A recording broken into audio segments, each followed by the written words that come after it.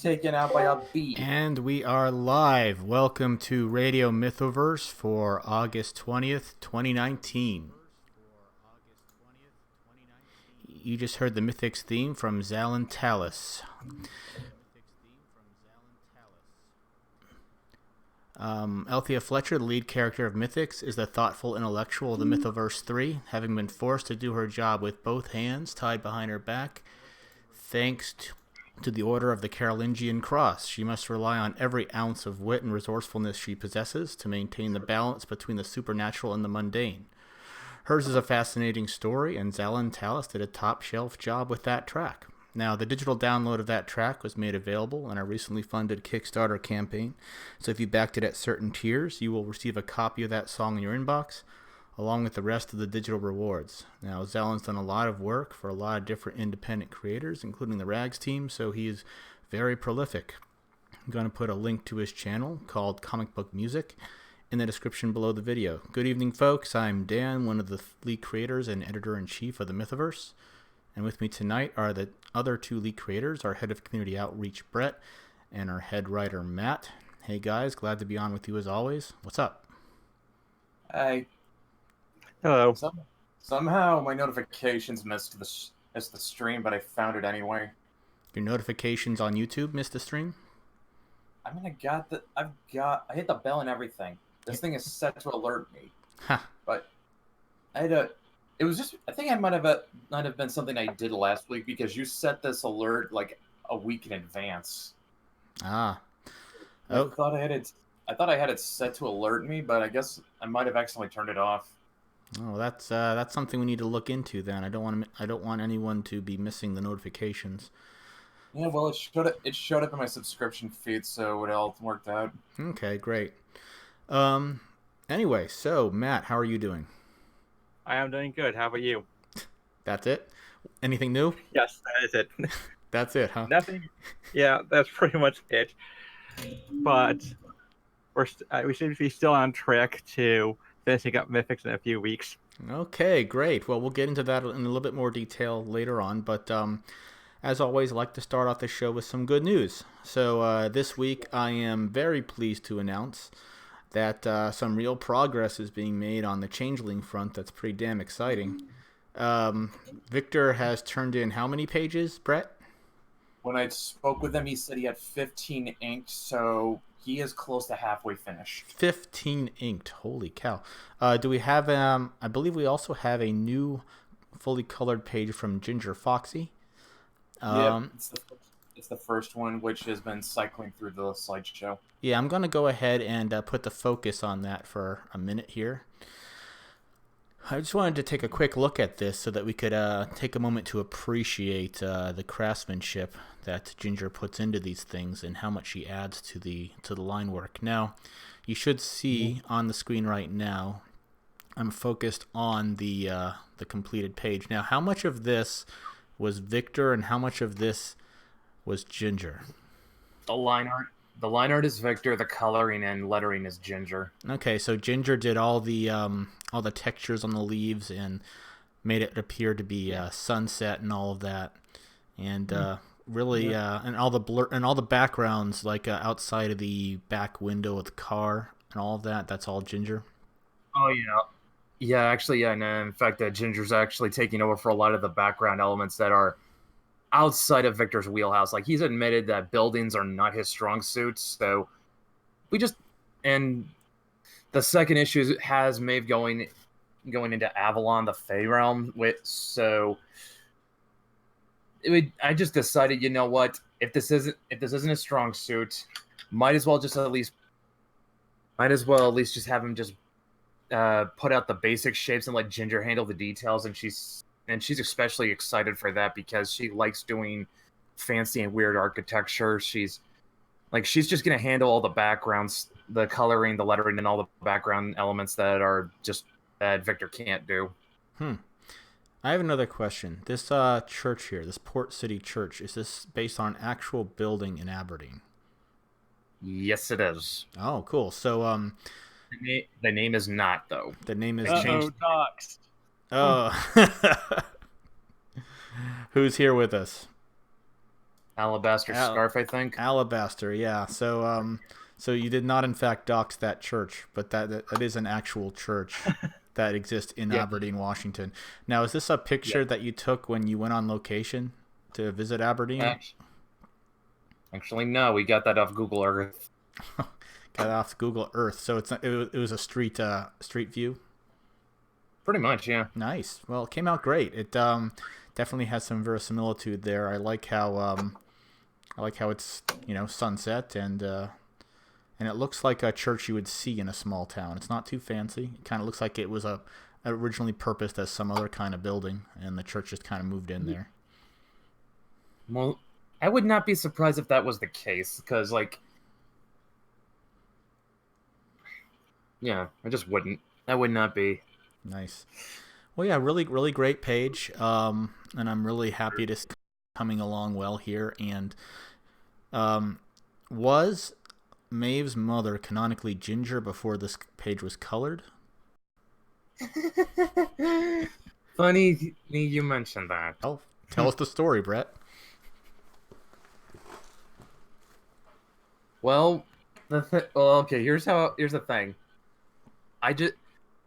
Ginger told me that there wasn't any detail given in the character Bible.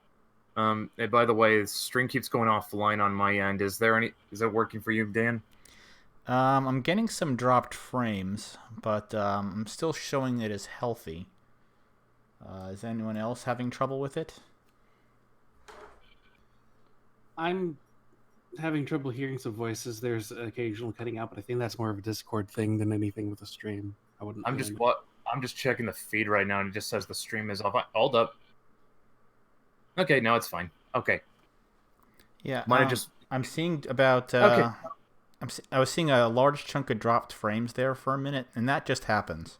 I mean, streamers have to deal with that all the time, no matter who you are. So what I'm going to do from now on is I'm going to simultaneously record our Radio Mythoverses and perhaps re-upload them if we have a significant amount of dropped frames. That might be an idea. Good. Yeah, I'm noticing this more and more, and it's nothing to do with us. It has everything to do with, YouTube just does this, and everyone has to deal with it. Apparently it's also on Twitch as well. Yeah, I am dual streaming it. How's the stream looking on Twitch? Re-uploading right now. Yeah, it's all right. Okay, that's cool. I mean, yeah, we're gonna have some technical difficulties. Everyone has to deal with them, so just roll with it. But yeah, if it goes out, just refresh the page and see what happens. It's the best we can do. So yeah, we got. I'm sorry, what? Get back on track. So yeah. Right. Ginger's hot mom. Yeah, Ginger's hot mom, also known as. Did you say Ginger's hot mom? Sorry. Maeve's hot. You do realize nobody has seen what Ginger looks like, much less what her mom looks All right, like. we meant to say Maeve's hot mom, the MHM. I don't know where Ginger came from. Because she's Ginger. That's all. Association. Yep. Okay, so So Ginger told me that I didn't specify any details about her appearance in the character Bibles, and she just assumed that she might have been Irish, so it would just fit. Okay. So, which, yes, that is. Now, to be fair, that one detail is correct. Maeve actually has Scottish from her dad's side, Irish from her mom's side. Cool. So, No. so she's a hot ginger, and apparently it's become quite fashionable to troll Maeve for having a hot mom. I believe Adobe is doing that on Twitter quite a little bit. Yeah. So, Ginger made Maeve's mom a ginger on her own. I didn't tell her to do that. I just assumed she'd make her blonde. Well, yeah, I think it looks good that way. And I don't know. Just for some reason, I don't really care that she did. And she has an official name now. Tell us, Brett. She's always had an official name. She has? You announced it, Sasha. And Yeah. I'm like, oh, okay, that's a new development then. It's always been Sasha. Never mind. It's it's a new development for you. You can call her whatever you want, but she'll always be the MHM to us. All right. So, Yeah. very, very Yeah. cool. So, Yeah. apparently, Maeve is very easy to troll if you tell her that her mom is hot, and she takes it very personally. So if you want to get her goat for whatever reason, that's the perfect avenue, perfect tack to head down. And I think she probably just thinks it's weird that people have crushes on her mom. Yeah, well, all kids do. All kids do. Well, I don't know. And I was not surrounded by kids that had a crush on my mom, but then again, most of my friends never met my mom. Okay, so that is the changeling update. Do you have anything more you want to add to the hot mom discussion, Yes. Brett? Yes, Brian has been trying to imply that Maeve's mom and Regina are the same person. As entertaining as that would be, I'm gonna go ahead and strike that one down. Oh yeah, Yeah. I'm not running with that either. It's just like you can't you can't make that work. It can't be done. No. Not even Brian could make it work. Like I said, it would be very entertaining, but no, it wouldn't work out. It's a plot twist that makes no sense. It's just like, hey, look, it's Regina from Rags, but it doesn't really serve our story at all. So Yeah, it's a plot twist that doesn't make any sense. It has very little impact on the narrative at best, and 3, the plot twist only has any weight if you've read Rags. yeah, and I'd rather our stories stand on their own, as awesome as Rags is. It's a lot easier to work with Regina being a side changeling, because then it can just allude to stuff she might have done, but still have her doing things that actually serve the narrative. Sure. So speaking of Maeve, you do notice that on this page she's wearing her iconic hoodie, and I do want to mention that while we're still on our good news segment, I have some things to show off here. So let me go ahead and open them up. Am I gonna let this better not be anything I'm gonna hate? No, I think you're gonna like this one, Brett. I'll give it a second for the stream to catch up. So what I have on screen right now is production shots of the Maeve hoodies. So I promised that I would provide some photos of our progress. Right now, we have 4 of them in the state you see on the left. Okay, where we have all of the iconography applied to the garment, and all the ears that will be sewn to them are ready to be sewn on them, and they're just sitting right here next to me, and they're all set to go.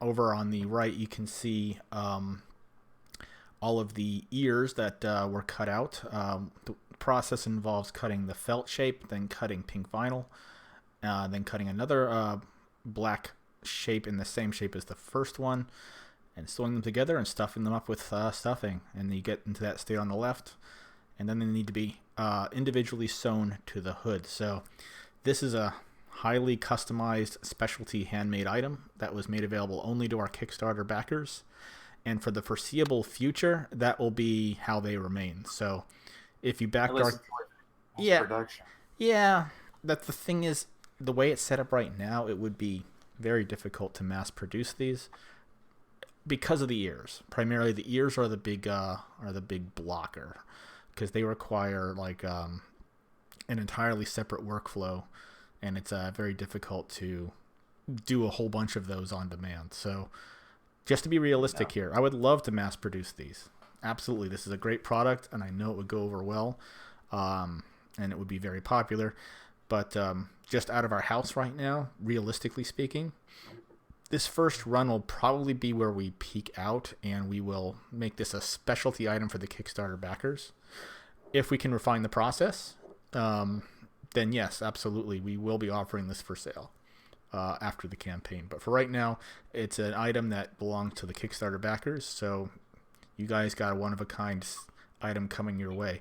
We're going to provide like a individualized tag to go with it that will provide care instructions It'll have the Mythoverse logo on it, and it'll have an individual number and your name on it and everything. So highly personalized, and you're going to love it. So.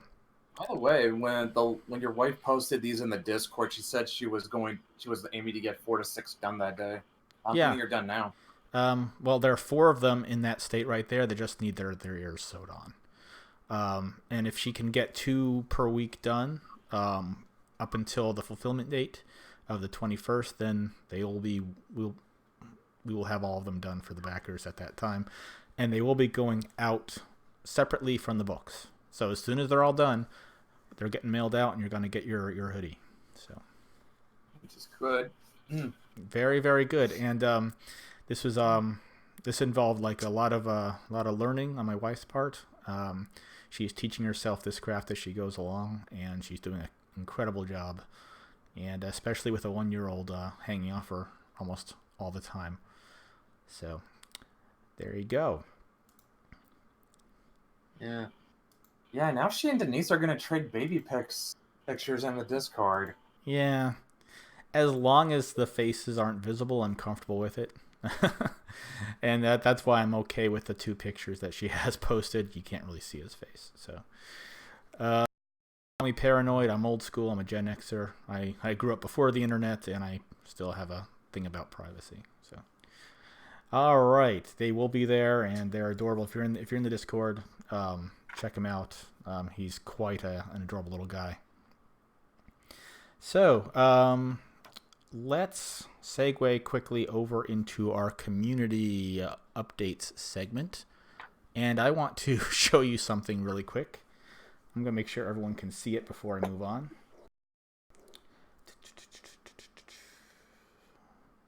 All right. Let me know when you see a certain GIF show up on the screen there, Brett. Yeah, there's going to be a slight delay, but I know what you're talking about. Yeah, I've been waiting to do something like this for quite some time. Wow, it's seriously delayed now. Those dropped frames must have thrown us back quite a bit. Typically, I only have about 6 seconds before the stream catches up to where we left off. Blame YouTube.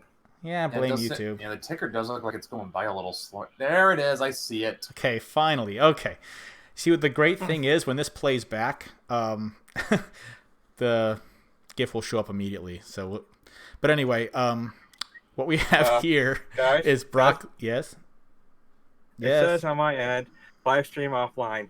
All right, just refresh. Just reload the feed then, Matt. Yeah. We dropped some frames. It happens. Yep, just go ahead and refresh and see if it comes back up. Yep, yeah, just refresh the page. It'll come back up. Yes, okay. So Dan, you were saying? Okay, so we have here, for those who don't know, this is Brock Lesnar. And what is Brock Lesnar most known for, Brett? Oh, he's known for a lot of things, but this moment in particular is when he ended The Undertaker's winning streak at WrestleMania. Okay, and why is that important?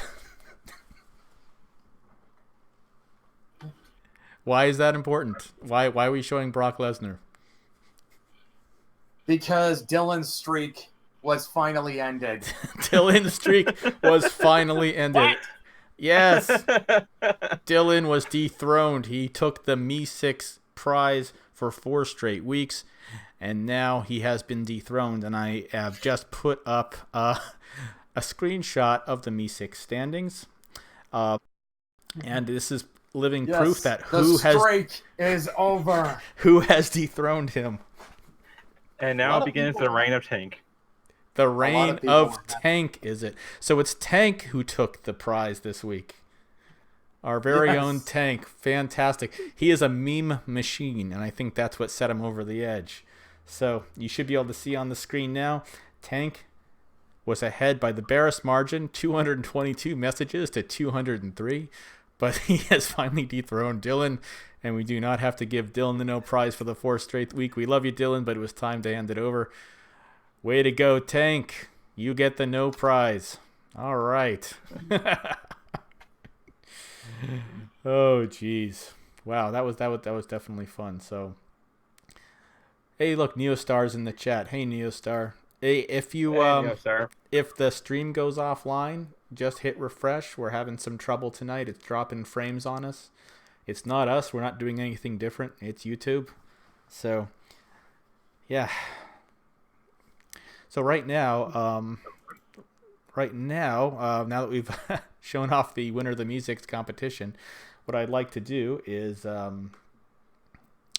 show off some artwork from our community. I'm going to dive into Artist Alley, and I'm just... hey, Neostar says, hey, cool, I'm on a list. Whatever for? Well, the answer to that is this is a screenshot of the top 5 Me6 standings. Basically, this is what we announce each week. The winner of the Me6 competition gets a no prize. If you top the Me6 bots standings by being active in the Discord, you show up on this list. All right, so what I'm going to do now is, like I said, I'm going to dive into Artist's Alley, and I want to show off some artwork that's been posted there. All right, so let me go here. All right, then go back here. Okay, so what I have up here now is one of my most favorite pieces done by Troy, aka Mr. Marvel. He did this for me last year at some point, and this piece depicts Avatar's representations of Sputsy, his character, the Radical Nemesis, and my character, Molly Beans. Molly Beans is a character that was the protagonist of a webcomic I had for about 3 years before I recently had to take it offline a couple of months back. And I had a lot of fun doing that strip, but I gotta tell you, there's only so many hours in the day, and in the end I had to say, okay, I can build up the Mythoverse, or I could have Molly Beans updating regularly. So I basically said, Mythoverse, I choose you. Molly, you're on hiatus. But I still love this picture. I absolutely love Mr. Marvel's style, and I love the theme of this, 3 gal pals getting together with some coffee. So very, very nice. Let me go over here to, yeah, I'm going to show this one. I like this one. Okay, this one is one by Neostar, or this is his character, his main character. And I believe Lost Leonore tried her hand at coloring this because I believe Neostar needed to replace his colorist. So that was pretty neat. I'm going to bring up Leonore's rendition of it. So here you go. This is the very same character as interpreted by Leonore. So I really like what she did here with the energy burst here. She gave it like more of a vibrant. It has kind of a Jack Kirby feel there. Mm-hmm. It does. Yeah, I really like that one. Actually, yeah, the whole coloring is very Jack Kirby-esque. Mm-hmm. Yeah, I'm gonna wait a second so that you can see Leonore's take on it. Yeah, so basically what Leonore did here.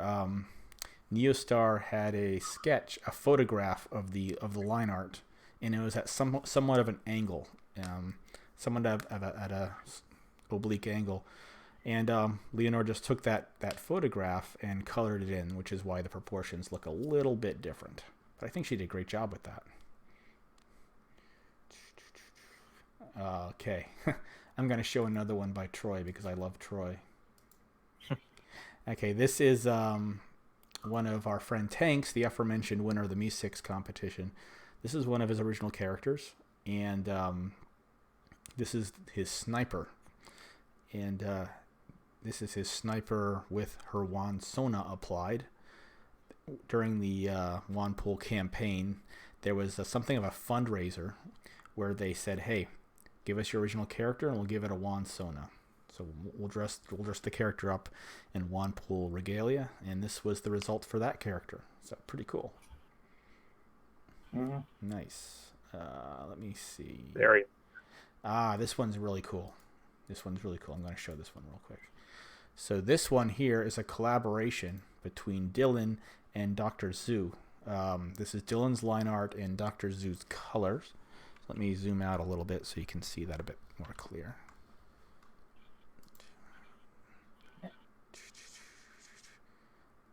It's hard to appreciate the craftsmanship on this color unless you zoom in a little bit. But you can see the sharp contrast between the dark side and the light side. Very dynamic and dramatic shadows here, and the action lines and the little zipatone texture in the back. This is cool. I really love seeing artists in our community work together. Oh yeah. Isn't that one exciting? It is. Holy cow! Damn. I mean, you really see these characters leaping out at you, and somehow her boobies are covered up, even though she's upside down. But that's fine. That's fine. I don't mind. I don't mind. So, very, very cool. I normally wouldn't do this, but there's a little bit of a story behind this one, so I'm going to show one of my pieces.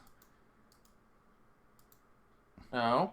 Okay, so this one here is but before I go on, Neostar says, yeah, my artist initially had his own in-house colorist on retainer, but was let go for whatever reason, so I had sent a draft of the line art Felipe made to see what she could do. Yeah, cool. Maybe something will come out of that. So Yeah, I guess. Yeah, I definitely tried. Yeah, Lenore's good people, Neostar. You should consider keeping her. yeah, she's a hard worker, and she's got a good heart, and she does good work. So he says, I'm strongly considering her for the task. Great. Let us know what happens. I love to see something happen between you two. I just love seeing Lenore work, and I love seeing projects come together. So let us know. All right. So on the screen right now is a picture of Molly Beans, my webcomic character, and the caption reads, I just love testing in production. For those who don't know, that means you are making code changes on a live application that customers can see. Why does that happen? Well, because things go terribly wrong and you don't have any other choice. So what we would call that was testing in the big lab. Now, back when I worked at a company called CBS Interactive, I was responsible for a lot of their live scoring applications. And we could never get a legitimate test of a scoring application without live data going through it. So what we would do is we would test as much as we could with recorded data. Then we would deploy the code to production, as well tested as we could get it. And then during a football game, we would look for bugs, because that was the only way certain bugs could be surfaced, because we could not simulate all random conditions of a live game. So we ended up testing in production or in the big lab, and this is Molly losing her mind saying, I just love testing in production. And all that code in the background is actual cut and paste from one of our production applications at CBS. So that's a real program back there, and that's Molly essentially mirroring my sentiments about testing in production.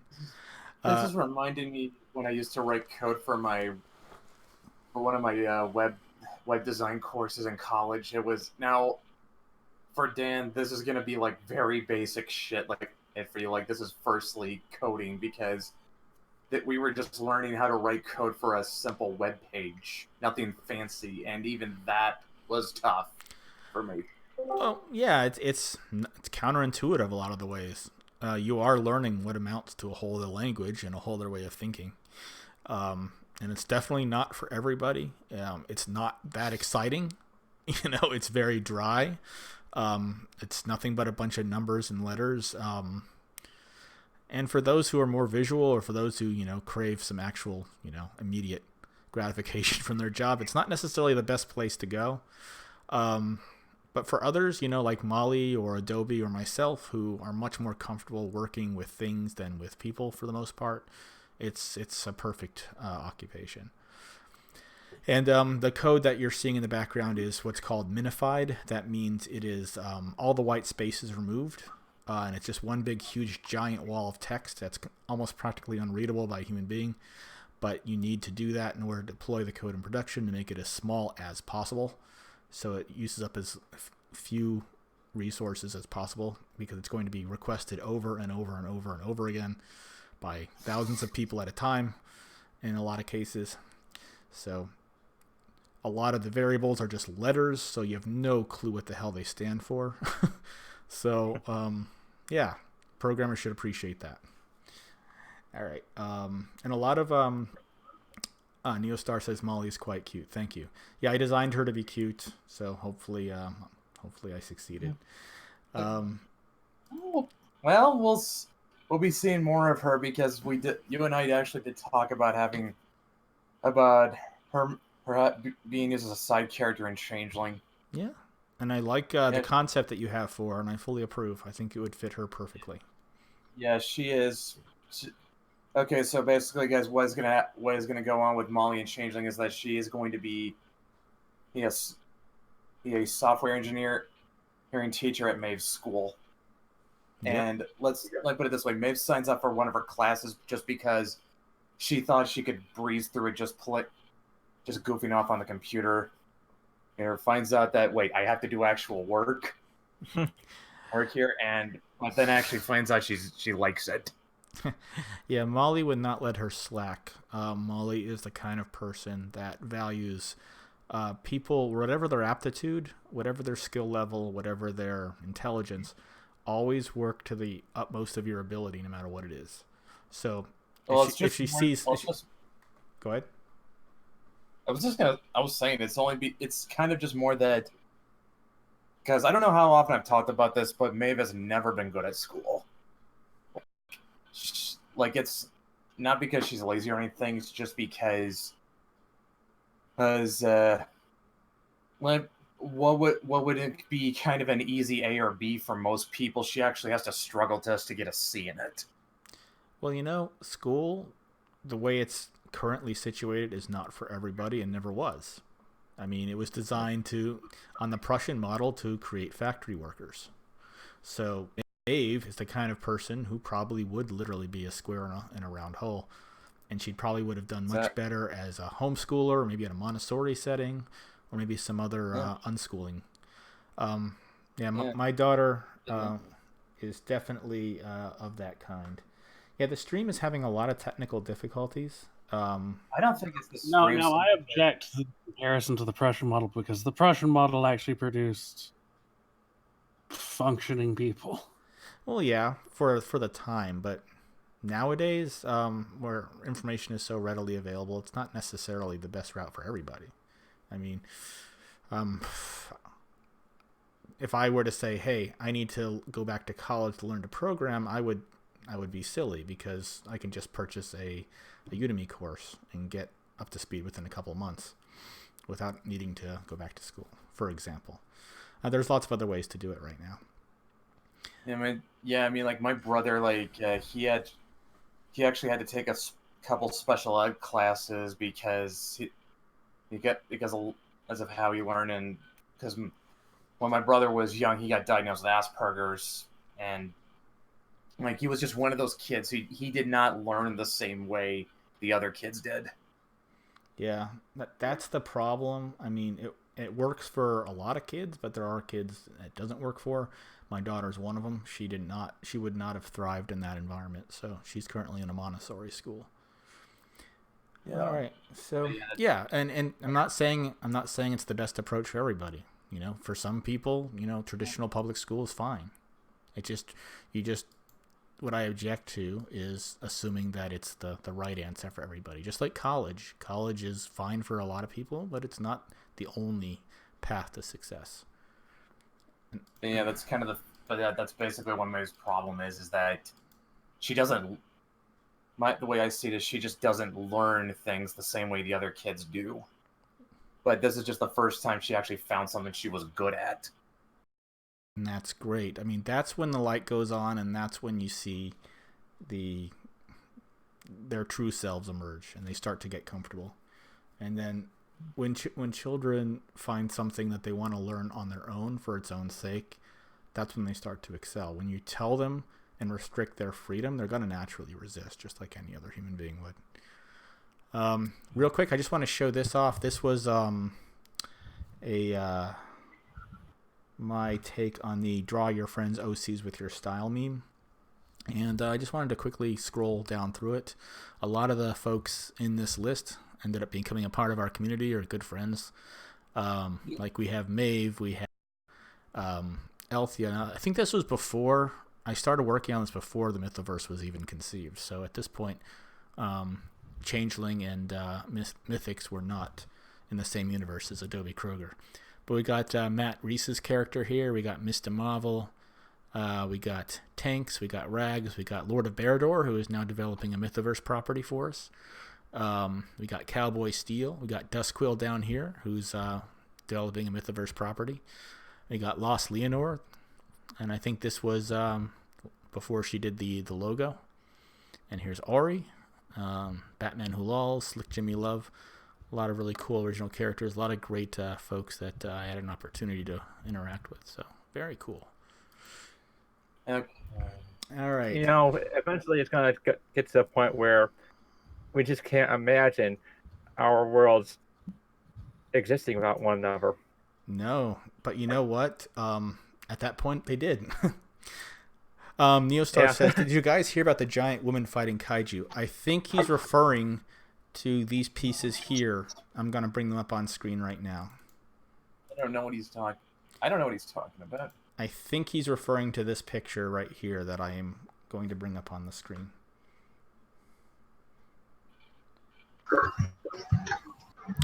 Yeah, the stream is going in and out quite a bit, so YouTube is not having a good night.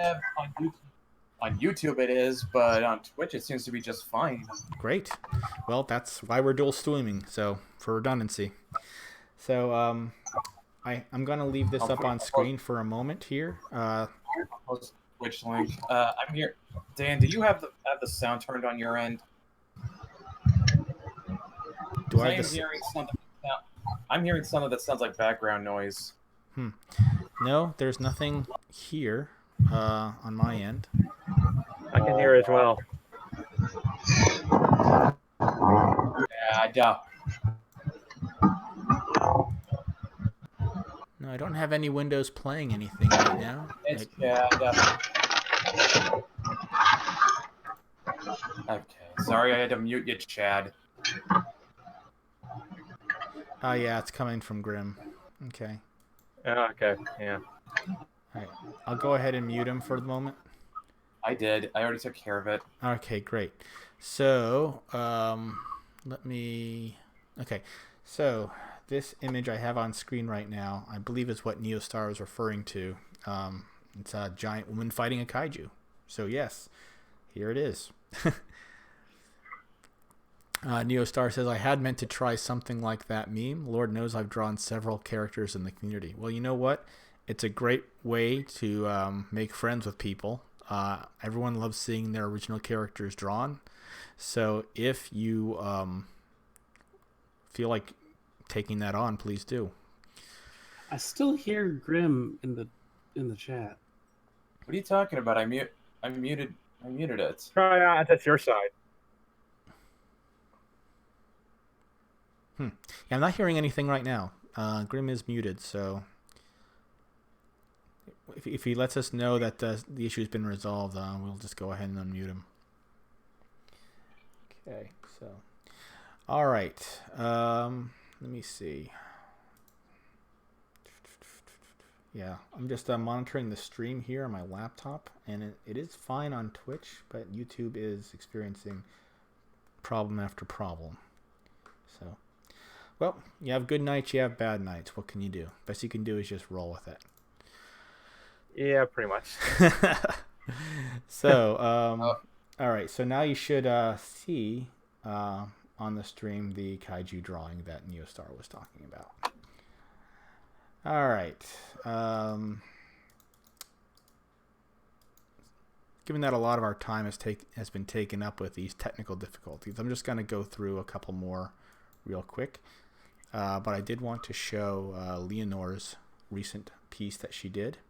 The stream is caught back up now. Good. There's not that much of a delay. So you should see this new line of apparel that she has designed called monsterbeauties.leonore. Let me see. What is that? .art. Okay, and each one of these little pieces here. Let me see. I'm gonna grab the link and put that in the chat. Yeah, go ahead and do that. It's a Redbubble store, I believe, and she's offering this design on this little piece of apparel and several others.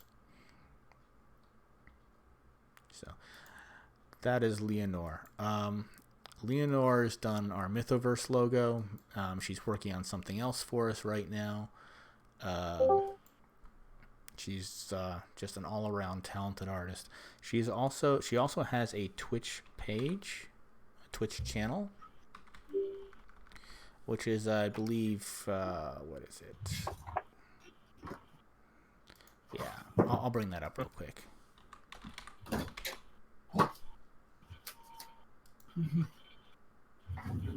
Yeah, I got the link, and it is at monsterbeauties.lenore.art.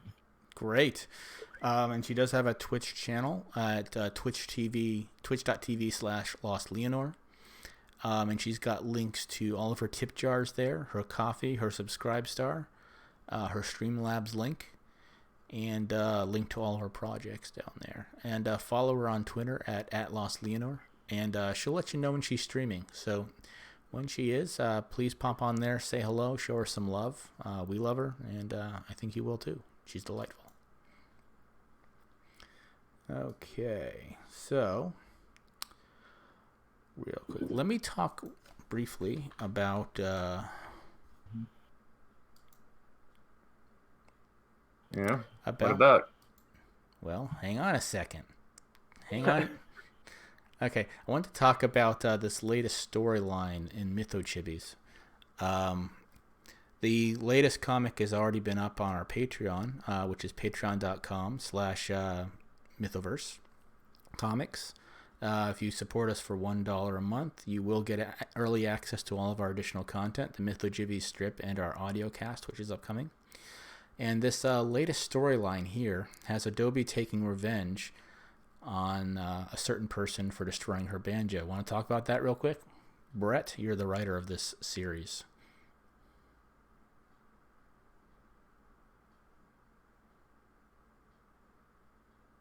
Hey, Brett, you there? Brett?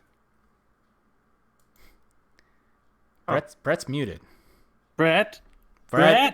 No. Do I dare unmute him? Who knows what's going on behind that wall? Probably a lot of swearing. Probably a lot of swearing. Yeah, that's a fair assumption.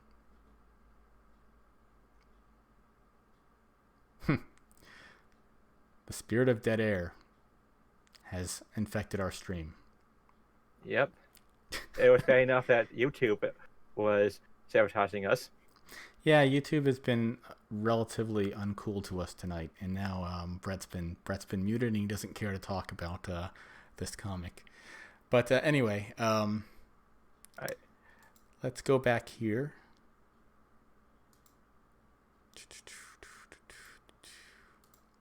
There was an episode. Let's see. Oh, he's got to be AFK for a bit. It says in the. Oh, he's gonna be AFK for a bit. Well, gee, that'll teach me to not pay attention to Discord. Anyway, this character here was introduced, and she decided that she did not care for Adobe's banjo playing, so she smashed it all to hell. And Adobe didn't like that, so Adobe no likey. So Adobe tracked her down with her sniper rifle, muttered a prayer under her breath, and shot her dead.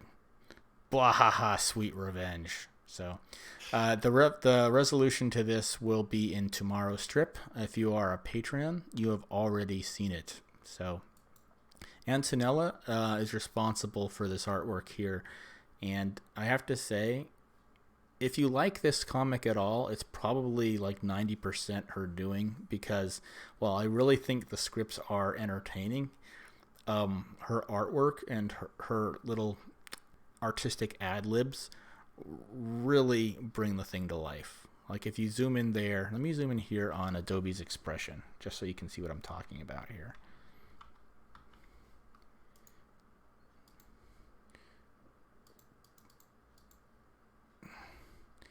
I mean, she basically looks like a lizard, an evil reptile, just cackling with glee at the fact that she murdered this poor girl just because she broke her musical instrument.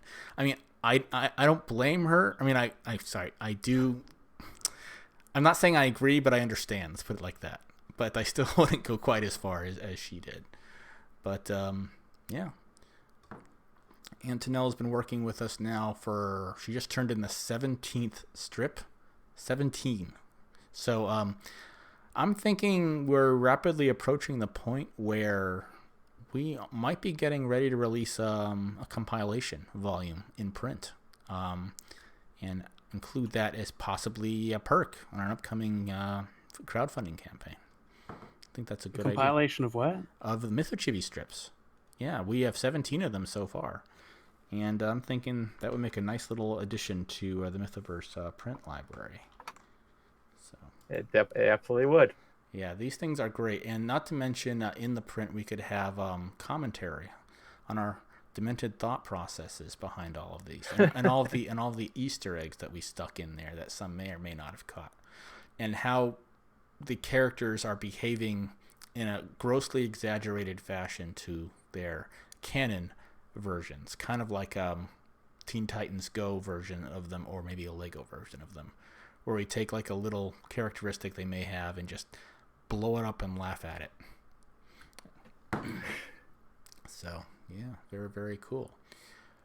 All right, I did want to share something fun also. This afternoon on Twitter, there was this very cool user whose username was at Meseta Music, I believe, Meseta Music. I'm not sure if I'm pronouncing that correctly, but he was bored this afternoon and he said, "Hey, if you retweet this, I'll write a 5-second song about you." And I said, "Okay." So I have here his song. Like, if you ever remember that guy that back when Chat Roulette was first getting launched, and he would just sit there playing his piano, and whoever came up would, be treated to an improvised song about what he was watching. Well, that's kind of what he's doing here. He just opens up the Twitter profile and improvises a song about it. So I'm going to go ahead and play this one real quick.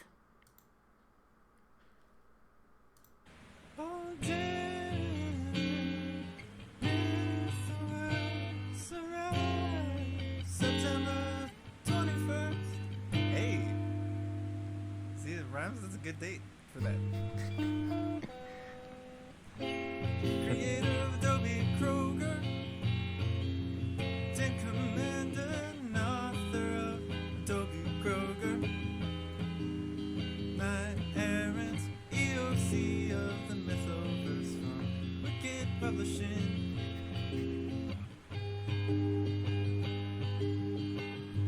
Dan Mythoverse arrives in September 1st. I could have done that smoother. That's hilarious. I absolutely love that. He did one for Claylex too. And since he's a member of our community, I'm going to play that one right now.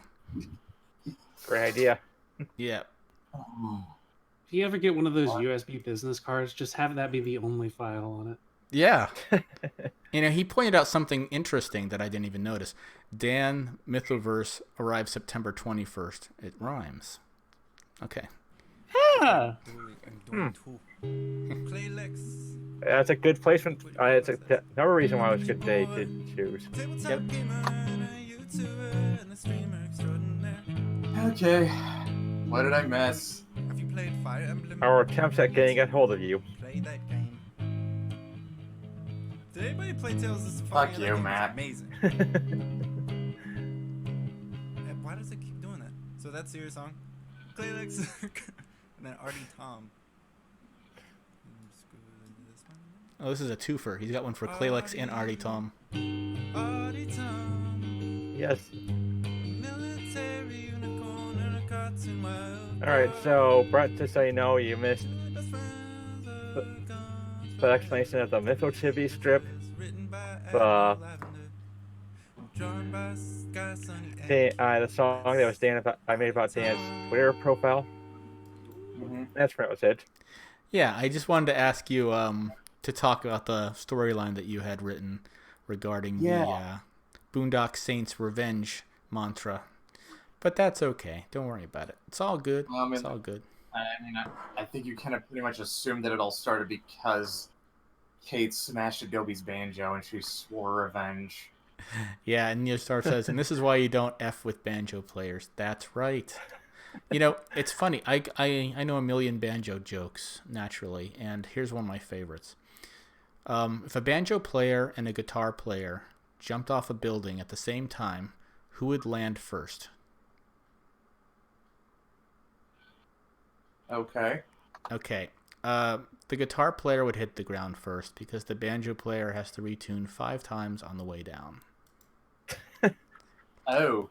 And it's actually the truth. For my grandmother's 90th birthday, I traveled to Nashville and recorded with an engineer who worked with Johnny Cash and a few other people who were far better at their craft than I was. And I literally had to retune my damn banjo like twice per song. They would say, "Hey, your third string's out of tune. You got to tune that up. Third string's out of tune. You got to tune that up." I'm like, oh, God. I couldn't tell, but they could tell. So that is the origin of that joke. So, have up here, Brett tried his hand at drawing Maeve, and you're really gonna show that off? yeah, I'm showing it off. F you, man. This is what you get for leaving the air without letting me know, except in Discord. It's not my. Which it's I should, not my fault. which I should be paying attention to. I know, but I wasn't. It's not my fault. It's not my fault. My roommate had bad timing, and when he decided to remove our broken stove. Nah, I don't mind. I don't mind. You know, Brett kind of downplays this, but I think it's recognizable as a facsimile of that style. So. Yeah, like I said, this was my attempt to try and replicate Jonan Vasquez's style, like specifically Invader Zim. It's basically me sort of taking Gaz's as his model and modding it a little to look more like Maeve, which, like, it's you can kind of tell what I'm going for, but I think like the lines are a little bit too thick. It looks kind of webtoony. It's fine. You're not a professional artist, so don't beat yourself up. I'm not beating myself up. It's just like I'm gonna. You tried something different.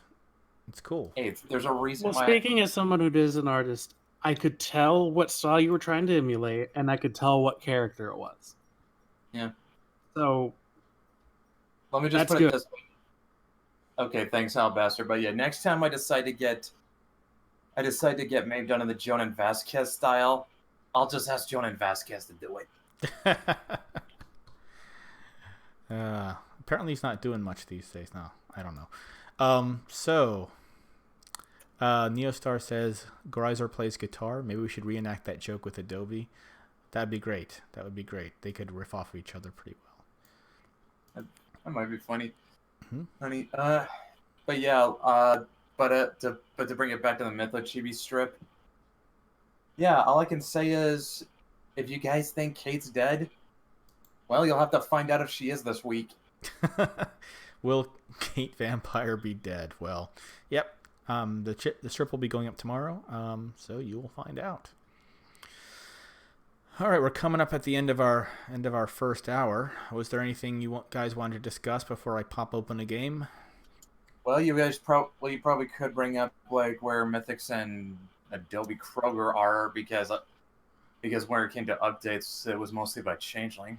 Yeah, that's right. Well, Adobe Kroger is down to the last few pages. Leandro is about to turn in page 21 of 24, and I suspect over the next week and a half, 2 weeks, it will be completed at the rate he's going. And then I'm just going to turn it into Eric, have him letter it up, and then we got a book. It's freaking brilliant. Okay. It's exciting. He started working on this last August. This was before, I had any plans to join the Mythoverse or anything like that. I just wanted to get him started on a book, and I had him do a whole bunch of character art to gauge his professionalism, his promptness, and his skill, and he just blew me away with all three of those. So I said, "Hey, do you want to work on a script?" He said, "Yeah, I'll be available in September," and he is actually available a little bit before that, and he turned in the first couple of pages like almost immediately. So, Grim says, "Can you guys hear me? Is my mic not working again? You are muted, sir. So let me unmute you." Whoops, I got you. Give me a sec, Chad. I'll fix you. Okay, Chad, you're unmuted.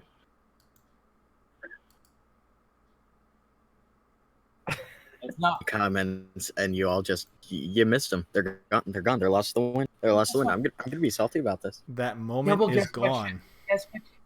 Guess what, Chad? It was your fault for not minimizing background noise on your end. That's in the rules.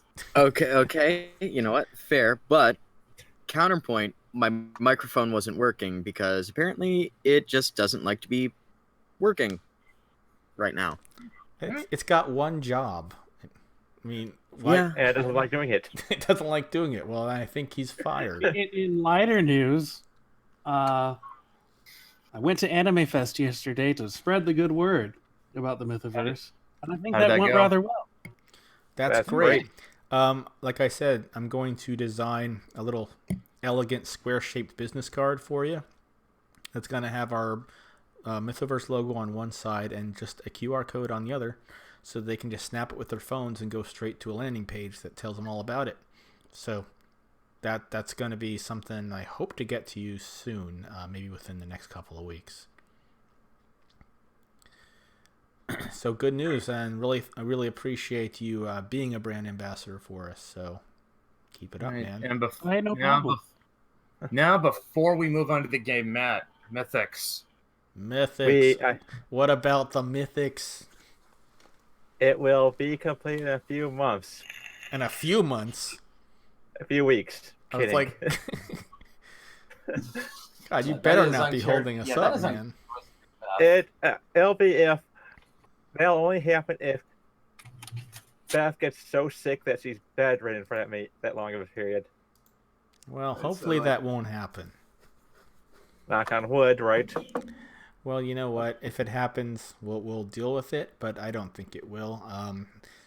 I've seen sketches for how many pages now? We have 19 of them inked. 19 out of how many? 20. Holy cow. So she just has one more to ink and then on to colors? Yep. And then she's got to send it to her letterer, which is herself? Basically, so send it to herself. Send it to herself and put on her letterer hat, and off she goes, man. Like I said, Beth does it all. She's doing all the production. She did all the character designs, too. Matt just basically tells her what happens, right? And she's the one who decides how it looks. Basically, and she does have some moments where she improvs. That actually happened in the last couple of pages Leandro turned in.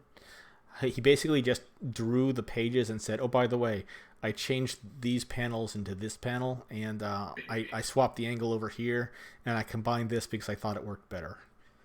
Let me know what you think." Like, he didn't ask for permission, he asked for forgiveness. And as it turned out, it was he didn't need any forgiveness. His instincts were strong, and he did make the composition much better.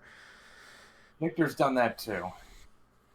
Yeah, so I really, really couldn't be happier with our progress. I was excited to see that new Changeling page. I was excited to see all that Mythics progress. And knock on wood, everything will come together within the next couple of weeks. Invested a hell of a lot of time, money, and energy into this project. All of us have. And when they're all off to the printer, I think it's time we crack open a cold one on stream and just relax for a moment. And then we do it all over again. And then we start all over again, for issue 2. And I already have the script ready to send to Leandro for issue 2. Same. I made a couple edits to issue 2 of Changeling, but I took a couple pages off the end that I think could work, and then work in the 3rd issue better. So we'll just, but I'd call it more or less done, and I'm actually trying to get myself to the point where I can actually write these 25 pages at most. Yeah, I'm going to give myself a hard upper limit of 28 pages, but I'm going to try to do 24. As long as it's multiples of 4, I don't care. But I'm trying to keep it clean and concise and fast-paced because that's what Adobe's all about. It's about action. It's about getting stuff done. It's about motivation, keeping them moving. It's also not so much about. It's all about how she keeps on moving and makes decisions on the spot. Yes, Adobe is not a strategic thinker. That is Althea's wheelhouse. But she's a great improviser, and she tends to think her way out of situations on her feet. And that's the tone I'm going for. That's why, like, the novel is very fast-paced that way.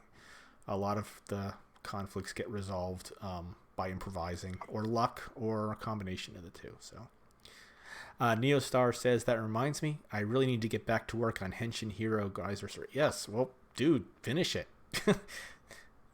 No time like the present. Just do it. Honestly, I hate to invoke Shia LaBeouf, but just do it. Anyway, God, I'm sorry. I will not do that again. All right. So, with that being said, the Mythoverse comics are in a good place. Yes, the audio cast. I believe I should be getting Lauren's recording this weekend at the latest. Yeah, we'll be meeting tomorrow, if all goes well. Okay. So to work out the yeah, and pronunciations. yeah, and don't stress over it. I mean, I would love to premiere it next week, but if we need to take a little bit more time to make it perfect, then we'll just put it off for another week. No big deal. But sooner the better. Oh, I agree. Yeah, I'm not a fan of getting it done just to meet a deadline. I prefer to say, hey, it's going to take a little bit longer, and here's why. And when the project is complete and the best we can make it, you'll get a good product out of it. So I'd rather give them a good product than a crappy one. yeah, otherwise why bother? I mean, we've paid these voice actors to produce, quality stuff. Let's just deliver the quality. Get our money's worth and let our readers and listeners get their time's worth. Yep. All right. And besides, we saw what happened when Rushing Animation did to Mass Effect Andromeda. Yeah, that's notorious. I think the only one that's worse than that would have to be Assassin's Creed Unity. I haven't played that one, so. You had a lot of people walking around with hair, eyeballs, and teeth, and That's not an no head. animation. That's an asset issue. That was when it came out at launch, but it's okay. We patched it. Well, why wasn't it fixed in the first place? I know. Neostar asks, say, where do you guys find these voice actors anyway? A combination of a lot of different places. Listen to podcasts, contact the podcasters, see if they're interested in doing any work. Some of them are. A lot of the podcasters are really just doing it in their free time and welcome the chance to work. That was how I found Addison Peacock to do Adobe Kroger Knight Errant. She runs a podcast and she guest starred on my brother's podcast, and I just said she's perfect. Put me in touch with her. I did, and we negotiated a deal. Yeah. Kylie, who does Maeve, I found her through Twitter, and I just said, hey, can you do a cold read of this? And she just ended up fitting Maeve. And actually, the more I talked with her, the more she actually really enjoys the character, because without getting into too much detail, Kylie and Maeve are basically the same person. Yep. Sometimes you just get that natural fit.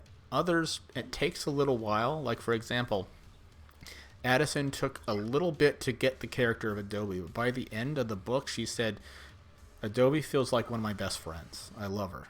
So, and I couldn't imagine anyone else doing her. Go ahead. How did it go with Lauren doing Althea, Matt? She exceeded my expectations. Well, I mean, Well, what has she talked about doing Althea though? What have you heard from her? She loved portraying Althea. It's just we haven't talked too much about it because of all the time that we've had with our own separate projects. Mm-hmm. She looked like she had a lot of fun voicing Althea, though. Oh yeah, you could tell that from in her performance. Well, that's great. Yeah, All no. right. I had something like that with Blossom doing that script for Jenny's short story, just like because the thing that I think why Blossom was able to fit it so well was in my head I sort of saw if I was going to get a professional voice actor to do Jenny, I always kind of thought it would be Stephanie Sheh. If you don't know who she is, I'm just going to read off a quick summary of some of the roles she's been. A lot of them are anime. Let's see. Okay, pulling them up right now. Let's see. She's done. She was Mamimi and Fooly Cooly. I think I remember. Yeah, she was Orihime in Bleach. Let's see what else. She plays. She plays Usagi in the new Sailor Moon. Did not know that. Actually, Who is this? Stephanie Sheh.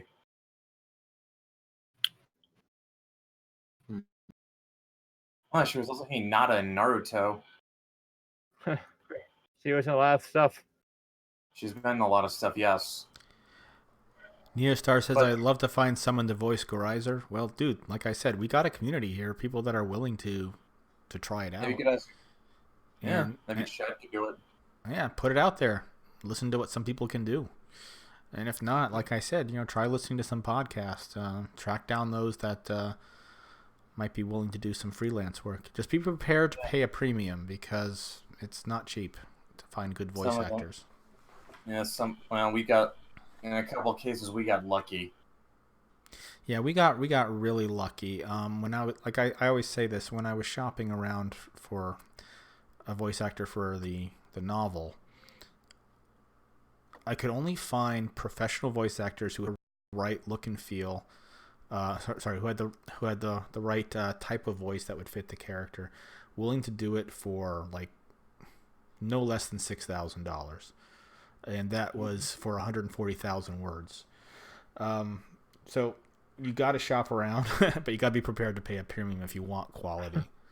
Because a lot of these people aren't just voice actors; they're also audio engineers that know how to prepare the work for you. Yeah, but yeah, and another thing was that the reason why.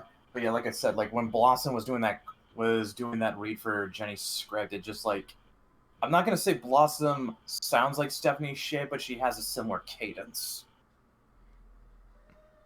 And just speaking from someone who's already heard her narration and has worked with it in audition, she did a great job.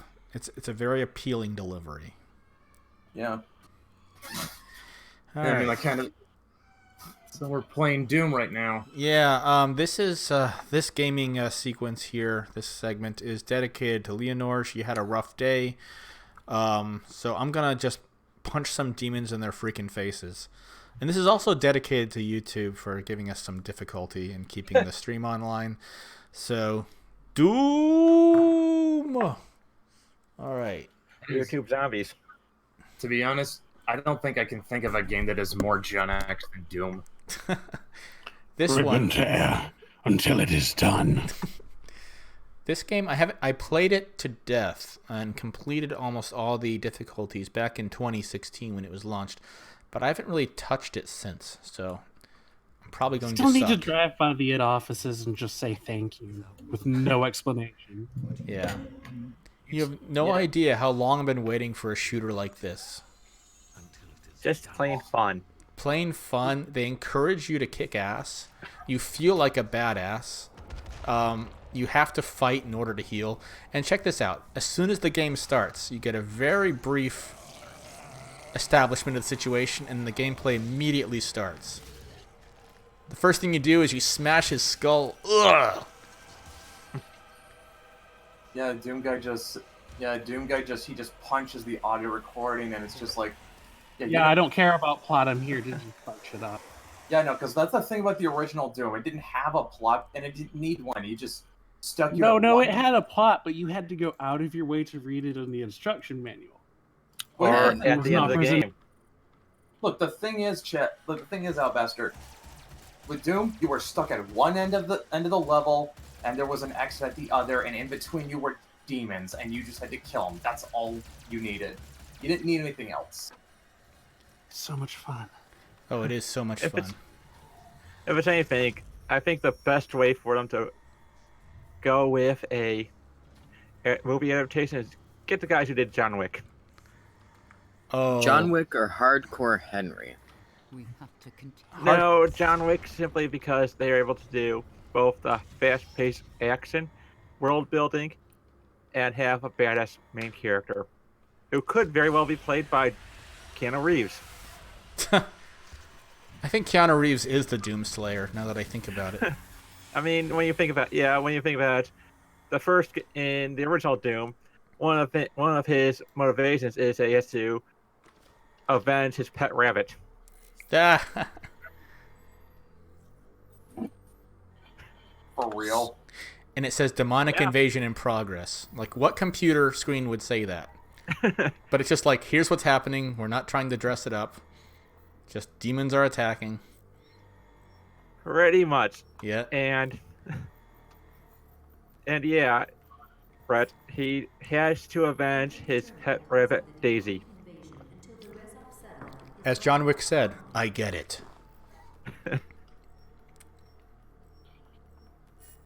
So, I guess I have a little bit of updates, I guess, from the Diner Mythoverse. Been having a little bit of a rough time going and getting the video down and like making sure that my phone's working with it. I have an older phone. It's 3 years old at this point, so it's kind of chugging along. But at the very least, I have the technique down. So I don't know when, I don't know how, but sometime soon I might go and I might send privately to you guys like some of the video of just the cooking. Clip out the audio. I forget if like I was like singing or whatever, just want to go and clip a lot of that stuff. But just that way you guys can see, what's going on with that. Honestly, I thought it would go a lot faster, but there's just been a lot of stuff coming up lately in just everything that I'm dealing with. Don't even worry about it. I'm just glad that you're doing this. This is a great idea. Yeah, look, Chad, like, don't feel like you got a key to a schedule. The only regular content that really needs to be on this channel is the stream. Everything else is supplemental. And we're grateful for every little bit that we get, especially when you volunteer to do it like that. Yeah, just look, don't worry about keeping to a schedule. Just get one done when you can. And honestly, at the very least, I'm trying to keep myself to a schedule because I know that I work better with a schedule. All right. And that's fair. Otherwise, yeah, I can be the same way. If I don't have a schedule, I can say, oh, I'll get to it when I get to it. And then it just never happens. And then you get in trouble for it. Exactly. Yeah. No, I'm one of those people who just works better at my own pace, I think. So I guess this comment is just too good for me to let go. My OCD is driving me crazy.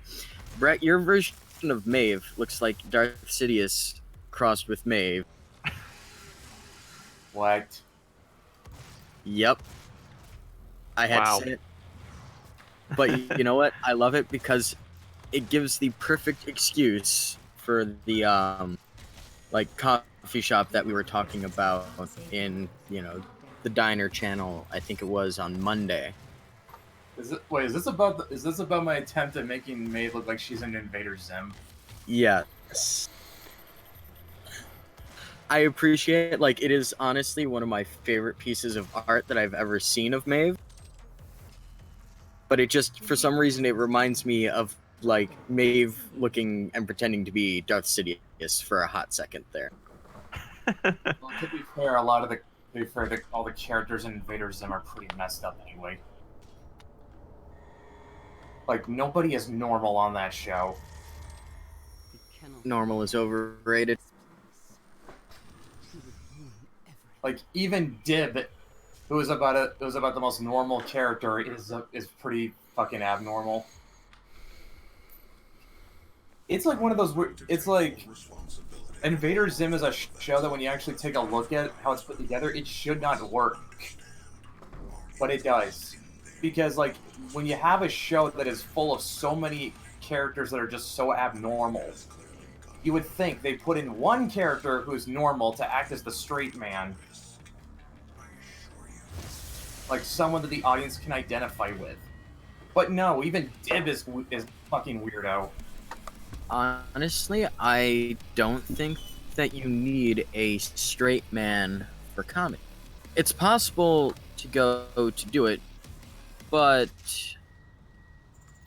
you know, Invader Zim is obviously the perfect example. You have to balance it out well.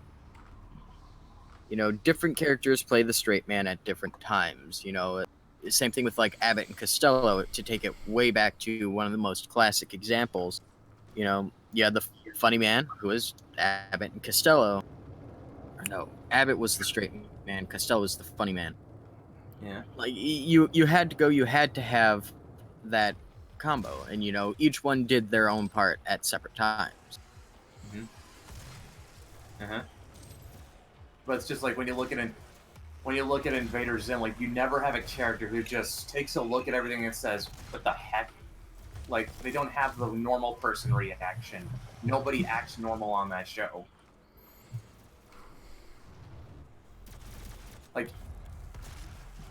Like the whole, but then again, that kind of fits in with the tone, just because like everything else is so weird. Like why shouldn't all the other characters be weird? Very true.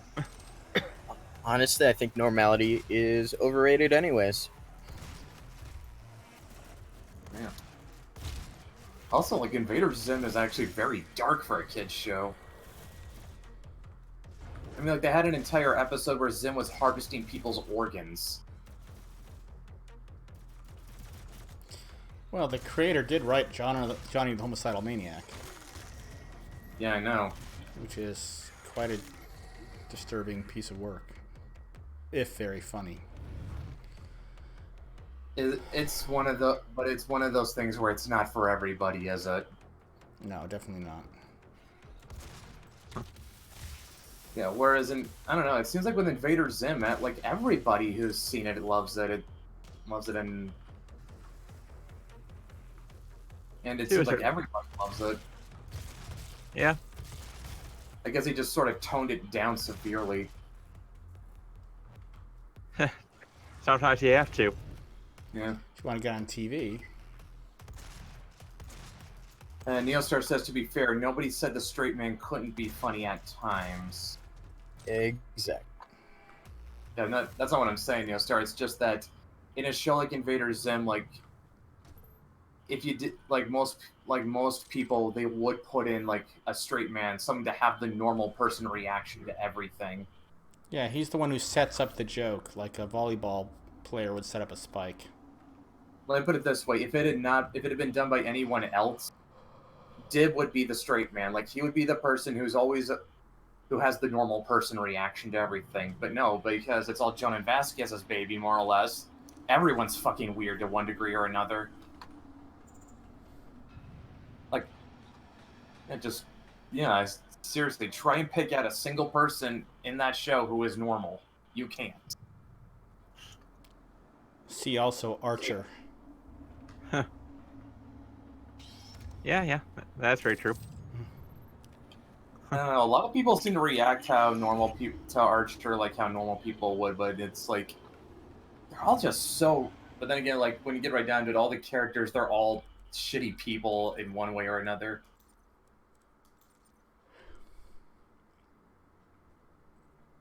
No disagreements on that estimate.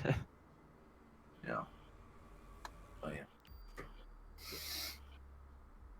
Although Maeve is fascinated by the fact that despite being a robot, Gur still feels the need to eat food. I'll be right back, guys. AFK for a bit. Okay. So he's now gonna Tonka sauce. Well, at least he told us. I I don't still know, remember talk- that one time when Andy Worski left his, and everybody in the chat started talking like Italians. The second time he left in the same stream, somebody actually had queued up ready to go. Some mandolin music playing in the background for when it finally happened. Although to be fair, What's the matter with you? You come to me on the day of my daughter's wedding. though to be fair, My boy. when Tonka heads out to go get an ice cream sandwich, he says, "I'll be right. I'm gonna go get an ice cream sandwich."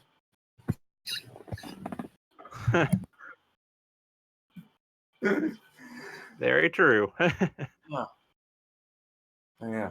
Actually, now that I'm thinking about it, Matt, if you could get like Mythics commissions done by like any pro artists, like top 5 off the top of your head, who would you go with?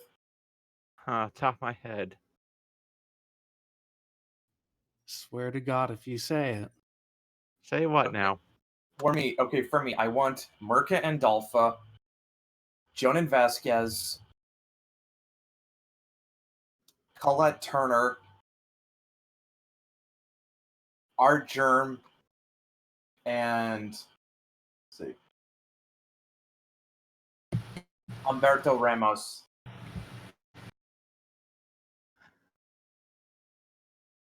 Well, to be honest, I have not really put much thought into the idea.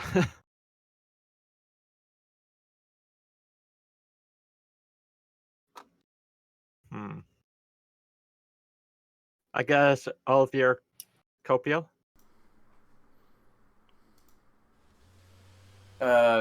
Who's that? Well, on one end, he did for one series, he worked on the JMS run of 4. In recent times, he did work for Mark Millar on the Magic Order. Huh. And in a way, because of Magic Order, that's what makes him a pretty good choice. I'm back, guys, by the way. Welcome back. Yeah, at least I let you know I was going away. Oh crap! Oh crap! We can't talk shit about Dan anymore. That's alright. You can still talk shit about me. I can't do anything to you. What I'm gonna do, punch you through the internet? I don't know. Weird things have happened. I don't know. I mean, like apparently, people will start fights over the internet. Yeah, well. I'm an adult, I don't care. Yeah, I mean, like, what is this? Internet blood sports? Yes. Well, to be honest, one of them also tried to fight a cop, so... Yeah, all these internet tough guys, they're not gonna come at you, they're just gonna call the cops on you. Only if they're drunk. Very, very drunk. Yes.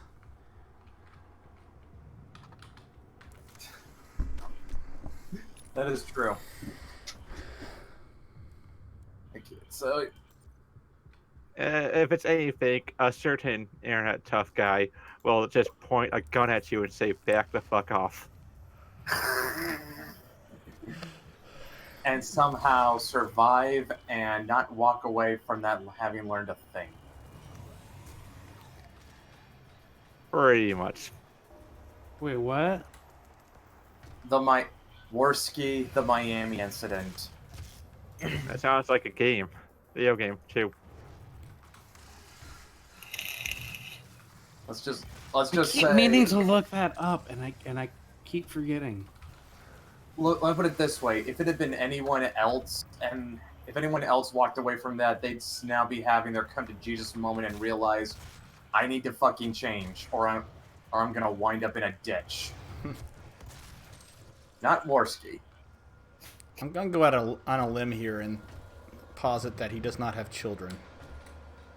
Not that he's aware of, I think. Ah, not that he's aware of. Oh. I see. Even then, probably. It's just No, I mean, like, I don't even have kids, and even I would have probably walked away from that thinking, like, oh my god, I could have been dead. I need to change. It's like, Yeah.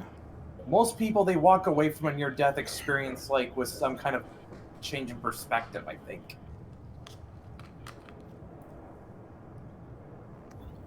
It's like... But enough about it. Yeah, we're kind of getting to dark territory here. Yeah. Well, not just that, it's a dead horse. Everyone knows he's a completely deficient human being, and there's no point in saying it anymore. Yep. Yeah. Okay, but yeah, so, I don't know. It's kind of interesting because right before we went live, Kylie messaged me over Discord, and she said, "I've been on an Invader Zim kick the past 2 days, and all of Maeve's tweets have..." Thank you, Chad. Sorry, I'm dying over here. I'll just, leave the Discord and, go crawl off into a corner in a ventilation system and die. Yeah. You're forgiven. Okay, now, yeah. So I say to Kylie. So Kylie says to me, like, I've been on an Invader Zim kick the past 2 days, and all of Maeve's tweets are Zim related. And I just say, sometimes I have good timing. Very good timing at this point. Well, it's like everyone's been talking about Enter the Florpus. Which, Did that come my out yet? thoughts... yeah, it's already out. It's been out on Netflix. Oh, I think crap! I got. Oh dear. Yeah, okay, now, in my opinion, without going into spoilers, because Alabaster hasn't seen it yet, for a conclusion to Invader Zim's story, it does its job. Nice. I don't think it quite captures sort of the same charm the original show had, just because so much time has passed and it's definitely riding on nostalgia. But from a narrative perspective, it does its job at providing a conclusion to the story. Can you answer me one question? Yeah. Did they wind up going with the Invader Dib plotline, or no? No, Interesting. I don't think so. Hey guys, I gotta run real quick. I'll be back, but I have a situation to deal with the kiddo. So I'm just gonna close the game out. Feel free to keep talking though. I'll be back. Yeah, no problem. Yeah, we got this. Yeah, we have this. Sweet. Let me put the slideshow back up. All right, be right back. Alrighty. Okay, so yeah, this. But yeah, yeah, Neostar says, yeah, not Invader Zim had this special recently, not long after Rocco's Modern Life. I did not see that though.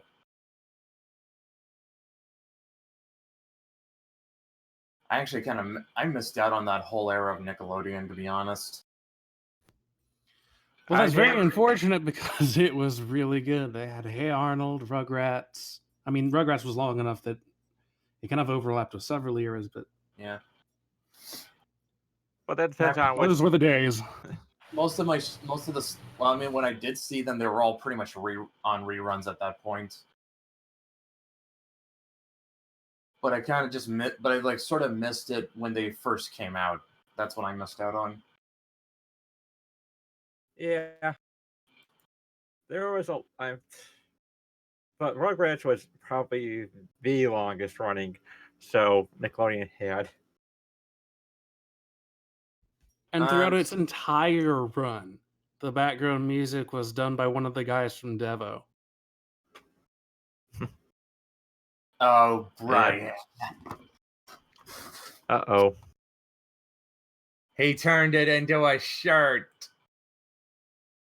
Turned what into a shirt? The Regina and Maeve print. Oh. Oh, wait. Or is it a shirt?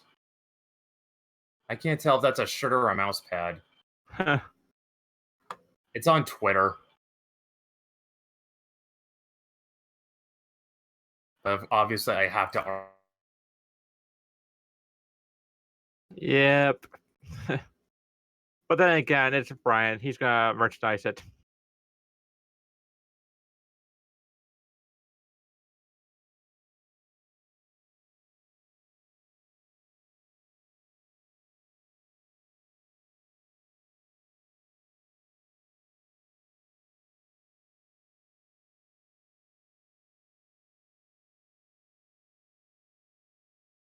Oh, Brett's frozen.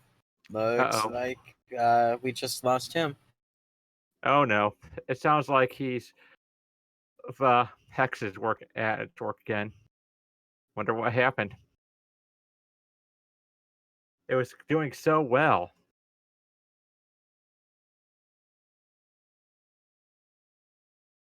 It's fine, even if he's frozen. I'm fairly certain the cold never bothered him, anyways. Well, it's gonna be. I don't know why he hasn't gotten that any of the. What? What are you talking about now? Oh, we thought you were hexed again. Yeah, no, thought you were frozen. I am, but I'm talking through my phone now. Okay. Okay, so some of the I almost forgot to bring up was that last night's movie night went pretty well. We at least got the kinks ironed out. So that next week we'll have more people. Last night was just well, it started out with me, Clay, his brother Sirius Shogun, and Shirtless Yoda, but it ended with just me and Shirtless Yoda because Clay and his brother had to duck out in the middle to go for dinner. We were watching Kong Skull Island. Sounds like a fun time. Yeah. All right, I'm back, guys. Welcome Yeah. back, Dan. Yeah. I noticed that the stream is still dropping out quite a little bit. It just doesn't appear to be on night tonight. It's just one of those things. Sometimes we have good nights. Sometimes we just we get thwarted by technology. Not much we can do about that. Or YouTube. Or YouTube, yeah, that too. Yeah, I'm just looking at the dropped frames right now. They're approaching like 25% according to OBS. So whatever is in there, it's just not a good night. Yeah, I'm gonna need to head out anyway. So why don't we just call it here? Quit while we're ahead. All right. Yeah. Quit while we're ahead before it gets any worse. We tried. We did our best. We just need to roll with it, and we'll try again better next time. Would either of you be amenable? This is something I wanted to bring up. Now that we have the Twitch page, I wanted to know if there would be a night either one of us would be free to just stream a game straight on Twitch. Do it if my PC could handle it. Okay. Well, what nights are you free so we know what we're working with here? I've only got Monday and Tuesday. Matt, I think, has Tuesday and Wednesday. Okay. Yep. Well, I could probably squeeze in one day, like maybe Thursday or Friday. We'll see. We'll work on it. We're ironing out the kinks here. We got a good setup. We got a lot of plans, but it's gonna take time to iron out all the kinks. Yeah, especially if we had like a Twitch gaming day onto the channel. Mm-hmm. Well, then that means we go from streaming 4 times a month on Twitch to 8, which puts our channel one step closer to getting affiliate status. Yeah, that was what I was thinking. I think the Radio Mythoverse is coming together pretty well. Technical difficulties notwithstanding, we have a good format. We got a nice community building up around it, and I'm very happy with that. But always looking for ways to try new things and to take us to that next level. And like Brett said, I think that would be a great way to get us to affiliate status. It would, and if we need to build up content for YouTube channel, taking a day off and just recording a video a bunch of videos of us gaming. That could probably could go a long way. Yeah, let's plays, and I've been going back and forth, kind of goofing with Brian of the Rags team for a while on this. I scripted a review of the latest issue of Rags, and I've just never completed the video. So I was thinking of like, hey, now that focusing entirely on the Mythoverse and the Molly Beans YouTube channel isn't going to be updated anymore, why don't I just move all those reviews over to the Mythoverse channel, and I could start building up, like start with the Rags review, but now that that review is so late, I was thinking of doing like a Rags retrospective, like all the issues up until now, and sort of combine my thoughts on all of them. And I think that'd be a cool feature, and I could definitely review other books in our indie comic community and add that to the channel. I think that would be good. Yeah, so yeah, there are lots of stuff, and I think the idea of pre-recorded content is good. Less having to deal with these streams constantly dropping out on us. Yep. And we can do them at our own time. We can do them at our own pace. We don't have to schedule it. So, yeah, let's do that. Let's think of doing that.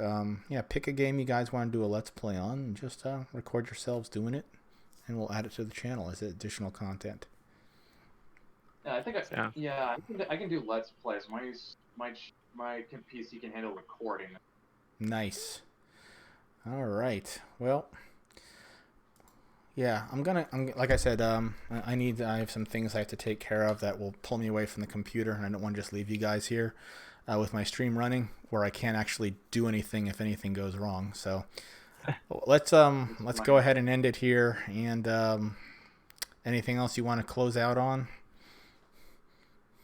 Well, I guess nothing except we got keep a lookout for tomorrow's Mytho Chibi strip, and progress on the main books is going along pretty well. Yeah.